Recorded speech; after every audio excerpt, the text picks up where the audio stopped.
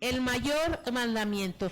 Si ponemos atención y pues no necesitamos buscarle mucho, aquí nos dice Jesús, le pregunta, además era uno de los escribas, es decir, de los que estaban encargados de estudiar la ley, de anotar la ley, y le hace la pregunta. Aquí vemos, en realidad pues no la hace con mala intención, porque él reconoce que Jesús le había contestado bien la pregunta anterior, y le dice, ¿cuál mandamiento es el más importante de todos? Y tenemos que meditar, ¿qué es lo más importante de todo lo que hacemos en nuestra vida como cristianos? ¿Qué es lo más importante de todos los hábitos, de todas las costumbres, por así decirle, que debemos tener como cristianos verdaderos? Porque miren, eso es lo que va a definir nuestra vida cristiana, por qué hacemos lo que hacemos y por qué hacemos las cosas. Y Jesús le va a decir, el más importante es, escucha Israel. ¿Quién es Israel? El pueblo de Dios, pero ahora, ¿quién es Israel? Porque aquí podría, en vez de decir Israel, podría decir, escucha, iglesia. Escucha, iglesia. ¿Cuál es el más importante mandamiento? Dice, el Señor, nuestro Dios, el Señor, uno es. ¿Hay alguien más? No, solo uno. Y a veces en esta parte no batallamos, ¿verdad? En reconocer que hay un solo Dios. Pero después viene en donde empezamos a tropezar. Que dice, amarás al Señor tu Dios ¿con qué? ¿Qué implica amar a alguien con todo tu corazón? Pensamos que el corazón es donde están todas las emociones, ¿no? Pero tenemos que ser sinceros. ¿Qué amamos más que a Dios? Porque, ¿se acuerdan cuando Jesús va y le pregunta a Pedro, Pedro, ¿me amas? ¿Y qué dice Pedro? Ay, sí, Señor, ¿no? Uy, sí, te amo. De aquí al fin del universo, ¿verdad? Te amo. Y otra vez le pregunta a Jesús, Pedro, ¿me amas? Y Pedro, ay, sí, Señor, pues ya sabes que sí es en serio, ¿no? Y otra vez, Pedro, ¿me amas? ¿Y qué pasa al final cuando Pedro recuerda que él cuántas veces negó a su Señor? 3 veces. Y ahí Pedro es donde recapacita y piensa. Miren, es muy fácil decir, ay, es que yo amo a Dios por sobre todas las cosas. Es que para mí Dios es bien importante.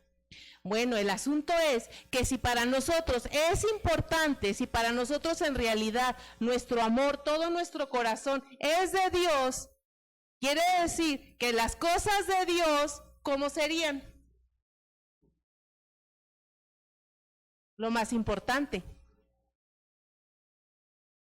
Es donde debemos recordar como Pedro, no son tan importantes. Es decir, en realidad, nuestro amor a Dios no es con todo nuestro corazón, porque nuestro corazón está ahí, lleno de departamentitos, ¿no? Con puertitas. Unos departamentos son más grandes, otros son más chiquitos, otros son minúsculos. Y tenemos que ser sinceros que el departamento más grande que hay en nuestro corazón no es Dios. Porque hay otras cosas más importantes, hay otras personas más importantes. La segunda parte que le dice es con toda tu alma.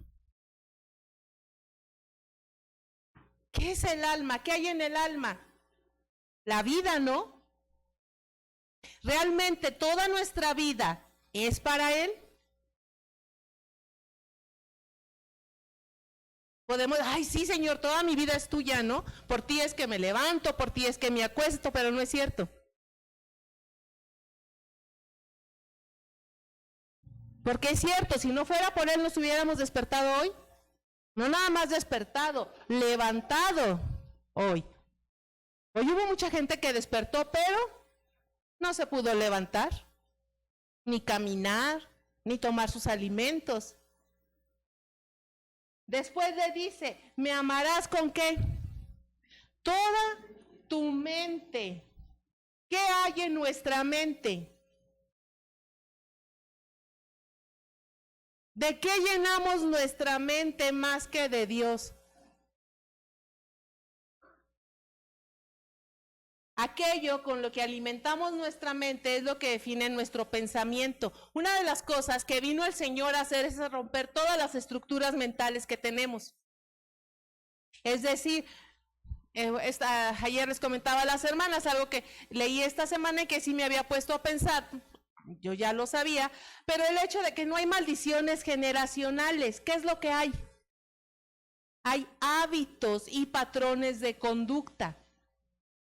El chiste es que no estamos dispuestos a renunciar a nuestros hábitos, no estamos dispuestos a renunciar a los patrones de conducta. Los hacemos inconscientemente. Nos pasa a las mamás, de repente hablamos con nuestros hijos y escuchamos a nuestra madre diciendo esas cosas que no nos gustaba que nos dijeran, o no nos pasa. A mí me ha pasado que les digo a mis hijos algo o le digo a mi esposo algo y descubro que es mi mamá la que está hablando. Mi mamá está muerta desde el 2009. Lo que no se ha muerto es lo que yo aprendí durante 31 años que viví con ella.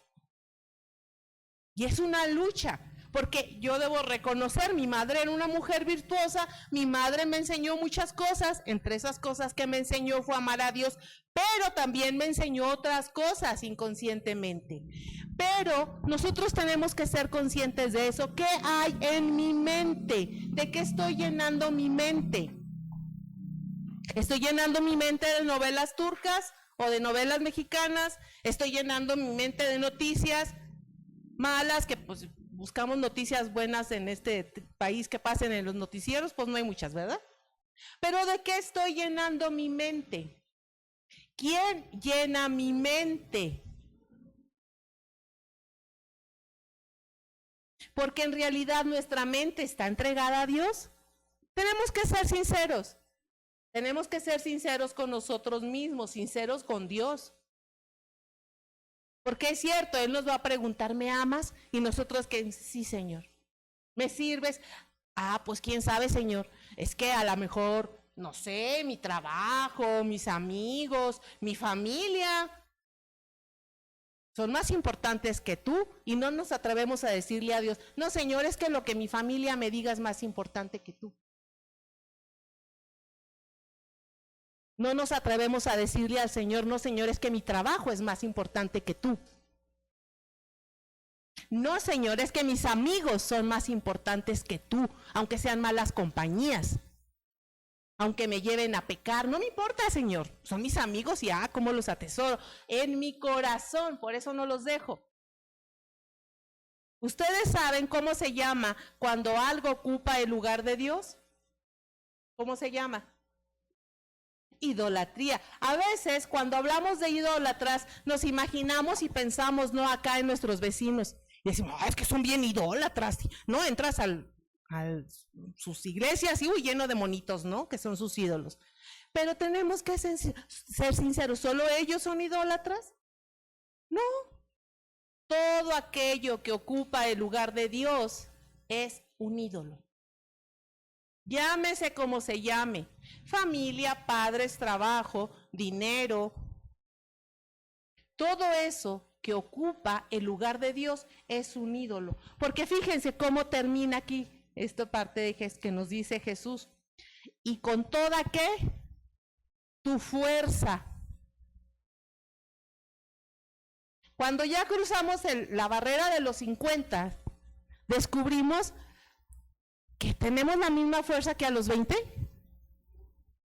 ¿Se acuerdan de esa caída que tuvieron a los 15 y que no les dolió? Les tengo una noticia, a los 50 y despuesito les va a doler. El asunto es que Dios no te está diciendo que tienes que ser superpoderoso, sino con la fuerza que tienes. con las limitaciones físicas que tienes. Los que hemos padecido una enfermedad muchos años, vamos aprendiendo que nuestras fuerzas muchas veces son limitadas. Desde que nos levantamos, ya nos sentimos mal. Descubrimos que hay días buenos, malos y peores y requete peores. Pero hay una ventaja. Tenemos esa fuerza que no es mucha, pero ¿quién nos la ha dado ese día? Entonces, ¿a quién le pertenece esa fuerza? A Dios, y tenemos que amarlo y tenemos que servirlo porque Él nos lo ha dado. Pero miren, tenemos que dejar de engañarnos a nosotros mismos con eso de, ay, es que si yo amo mucho a Dios, pero,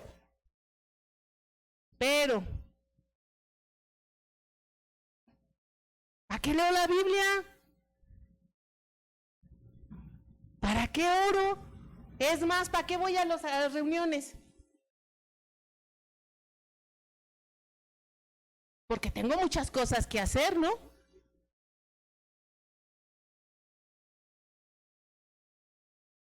Hay una cosa que como amas de casa a veces nos cuesta entender. El quehacer es lo más fiel que existe en el mundo. ¿Por qué es bien fiel? ¿A poco los trastes hacen berrinche y se lavan solos? ¿La ropa solita se sale de la lavadora y se tiende?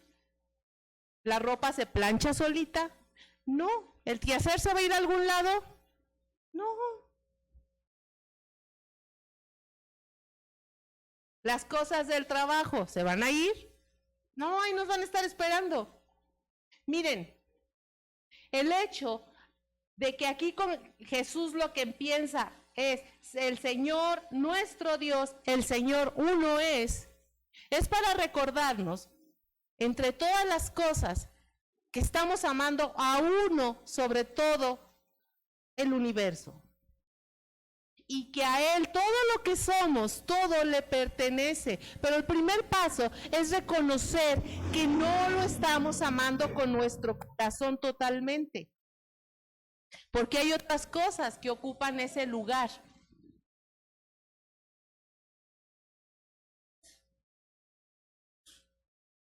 Yo en mis tiempos de juventud, cuando alguien traía su buen pretexto, decía, ay, cada quien trae su barra de pan Bimbo. Porque todos tenemos un pretexto para todo. Todos tenemos un pretexto para no hacer lo que sabemos que debemos hacer. Porque miren, si alguien les pregunta, ¿por qué vas cada domingo al culto? ¿Qué vamos a responder? ¿Por qué están aquí? Y cuando no están, ¿por qué no están? ¿Porque aman a Dios?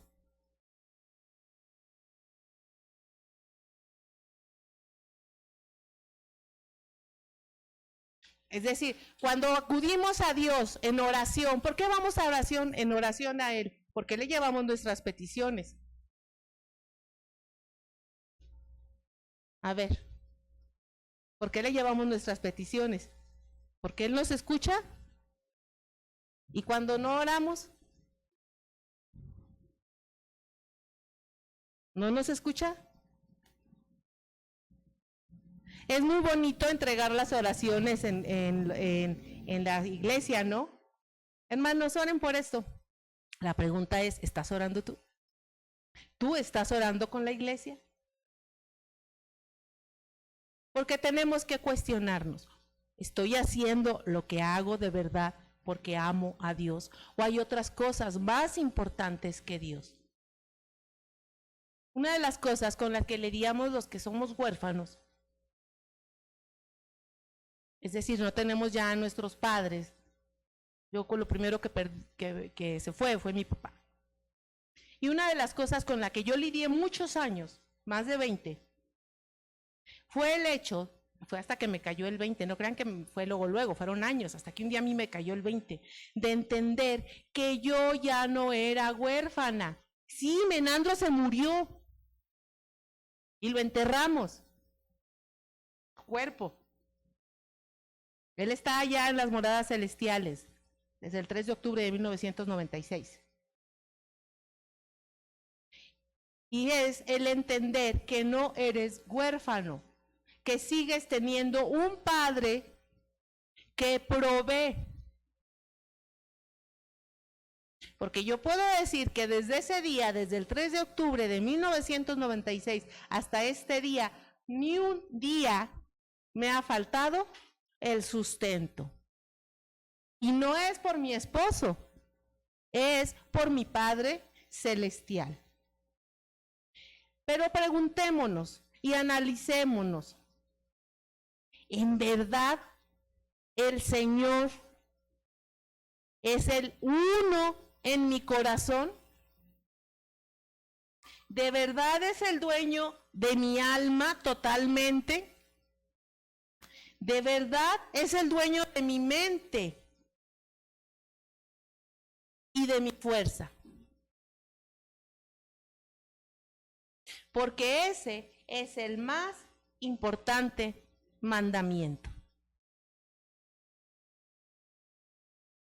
Y de allí viene todo lo demás. El Señor los bendiga. Vamos a orar. Padre, en esta mañana estamos delante de ti, Señor, y te rogamos que tú toques nuestro corazón, nuestra alma, nuestra mente, Señor, y nuestras fuerzas para que realmente, Padre, podamos dedicarnos a ti como deseas, que tú seas realmente el uno en nuestra vida, Padre. Te agradecemos que tengas misericordia de nosotros, Señor, que no nos dejes, a pesar de que, como Pedro, Señor, te negamos una y otra vez, pero tú tienes misericordia de nosotros y cada día se va renovando y nos permites empezar, Señor, un nuevo día, Padre Santo, para que podamos ir aprendiendo, Señor, podamos ir cambiando y podamos ir renunciando a aquellas cosas, Señor, que han ocupado tu lugar en nuestra vida, Señor, aquellas cosas a las que les hemos dado más importancia, a las que hemos amado más que a ti, a las que les hemos dedicado nuestras fuerzas más que a ti, Padre. Gracias, Señor, por tu Hijo Jesucristo, y todo esto te lo agradecemos en su nombre. En nombre de nuestro Señor Jesucristo. Amén.